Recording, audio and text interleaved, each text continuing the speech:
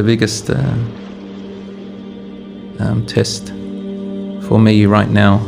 I think the whole world, a lot of people have heard about it, is the death of my son and my brother. And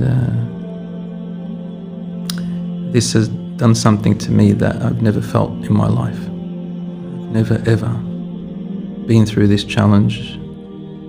You know what I mean by challenge? The feelings and the thought process and the amount of reflection on life like now.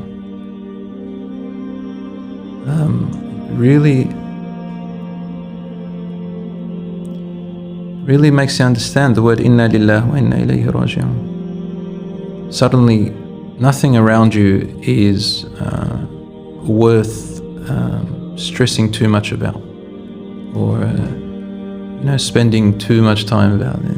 Everything around you now, you look at a way of how to turn it into something beneficial for others, for yourself, and for the hereafter. And money didn't mean much after that.